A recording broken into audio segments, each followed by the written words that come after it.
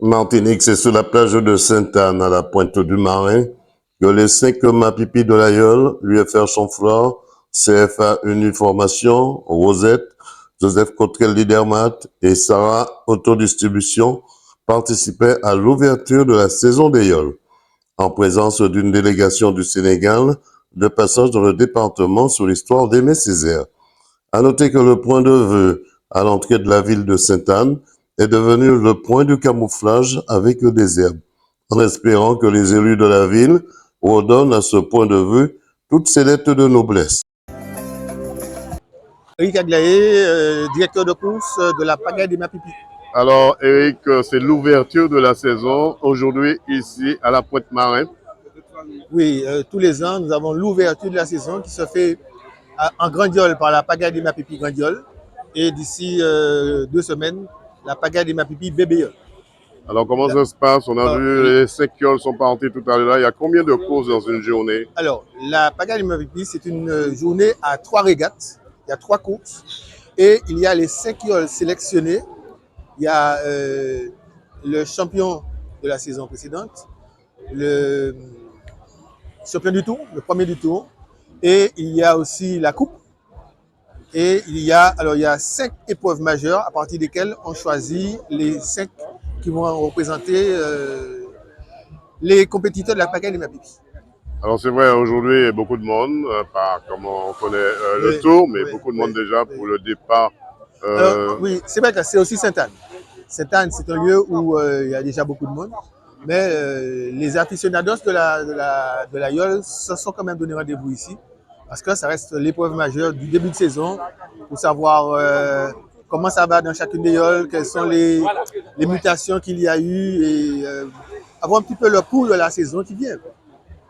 Qu'est-ce qu'on peut vous souhaiter, Eric Aglaé, aujourd'hui? Ah non, moi tout ce que je souhaite, c'est qu'on ait un peu de vent parce que là, le vent est tombé net. On a un peu de vent parce que une course de Yole, c'est quand même beaucoup plus beau avec du vent. Il y a plus de difficultés, certes, mais c'est quand même il y a beaucoup plus d'enjeux avec le vent. On a vu une des yoles que tout le monde connaît, c'est la yole l'UFR Chanfleur, arrivée en 5e position. Est-ce que ça a été difficile ou bien c'était le manque de vent? Alors bon, je dirais qu'une course en cache une autre. Hein. Bon, il peut y avoir une difficulté sur la première qui sera complètement estompée sur la deuxième. Donc peut-être qu'ils ont pris un mauvais départ. Et à partir de ça, bon, les premiers ayant eu la faveur du vent au début, ils ont pu s'écarter et prendre beaucoup plus d'avance par rapport à eux. Donc on verra sur les 2 prochaines courses ce que ça donne. Surtout que ce sont des courses où il y a un placement différent à chaque course. Le départ ne se fait pas toujours aux mêmes places pour certains, puisqu'il y a un tirage au sort. Donc, si le tirage est favorable pour la deuxième course à un autre, on verra ce que ça donne. Monsieur le directeur 100% Sport vous souhaite bon vent. Merci. Papa Bokar, et je viens du Sénégal. Alors papa, comment ça se passe pour vous de voir le départ de l'ouverture du Tour des Yoles ici à Sainte-Anne? Ah ouais, ça me fait beaucoup de choses. Ça me rappelle aussi mon Sénégal, où nous aussi, on a des courses de pirogues là-bas, mais on n'a pas de yoles. C'est très spectaculaire, c'est très vraiment animé. Il y a du spectacle, vraiment, on s'amuse bien.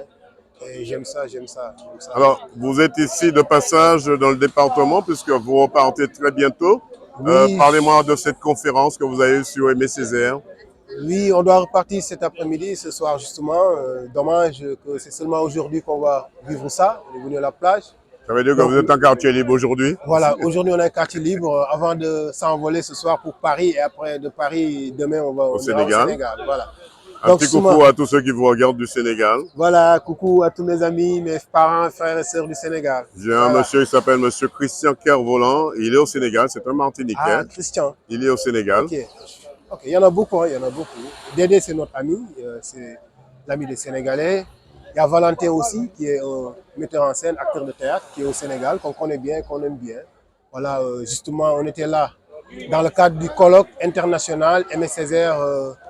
La thématique était la dimension la multidimension de Aimé Césaire, un personnage multidimensionnel.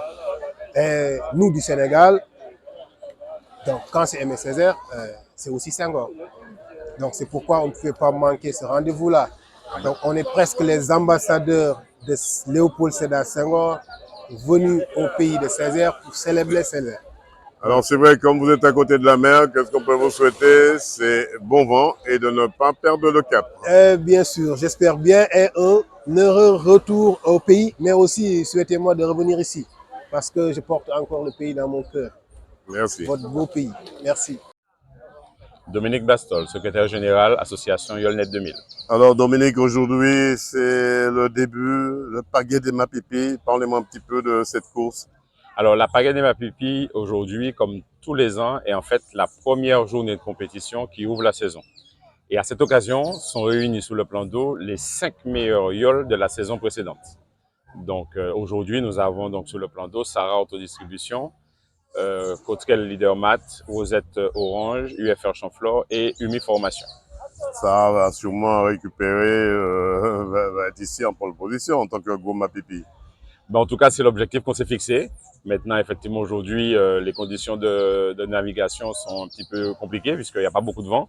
Et puis, la baie est remplie de catamarans. Donc, c'est de mon point de vue pas pratique du tout pour naviguer aujourd'hui, mais que voulez-vous?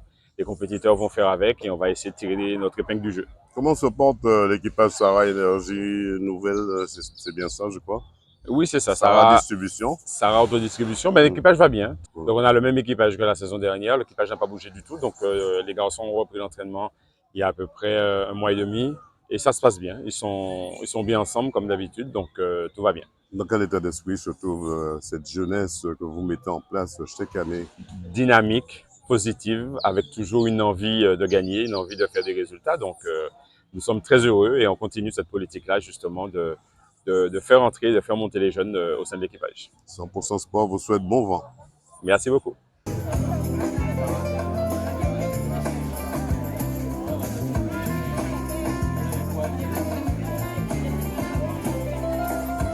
Voilà, une saison qui promet avec le championnat et le Tour de Martinique des Yolron où tous les coups sont permis. Reportage Daniel Diaz, 100% Sport, KMT Télévision.